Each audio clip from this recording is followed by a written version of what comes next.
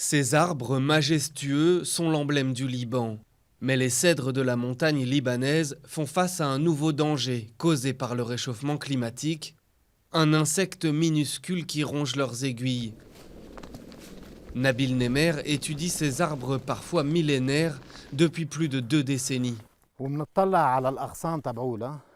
Si on regarde les branches de cet arbre, on voit que la plupart de ces aiguilles ont été dévorées. On remarque de toutes petites aiguilles qui poussent. Dans un an, si ces petites aiguilles sont à leur tour mangées, l'arbre sera complètement à nu et donc au printemps, il n'aura plus l'énergie de donner de nouvelles aiguilles. Nabil observe année après année le fléau se répandre. 7% des arbres de cette forêt en sont morts et plus de 70% seraient touchés. L'été prochain, c'est sûr, on va retrouver cet arbre-là totalement sec. Il suffit de creuser quelques centimètres au pied d'un tronc pour trouver le coupable. Ces petites larves vertes sont celles d'un insecte qui pond chaque printemps ses œufs sur les cèdres. Les larves dévorent les aiguilles et se réfugient ensuite sous terre hibernée entre 3 et 4 ans en temps normal. Il n'y a pas assez d'humidité dans le sol, donc ces insectes émergent désormais chaque année. Parfois, on trouve 600 larves au mètre carré.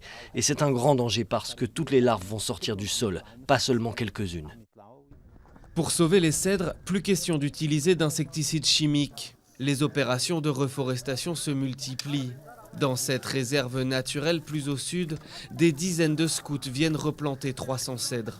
Le plus important, c'est de ne pas poser de grosses pierres sur ses racines. À l'origine du projet, Magda Boudaguer et son association Jouzour Loubnan. En 10 ans, ils ont planté 300 000 arbres. Il y a d'autres dangers qui menacent le cèdre. Par exemple, dans les régions d'altitude, il y a beaucoup de terrains privés. Et avec l'augmentation de la population, les habitants construisent. Donc les régions où les cèdres pourraient se multiplier naturellement et où les forêts pourraient se connecter les unes aux autres sont en train d'être construites.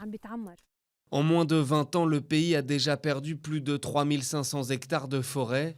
Face à l'urgence, le gouvernement libanais a lancé un programme de reforestation très ambitieux, replanter 40 millions d'arbres dans tout le pays.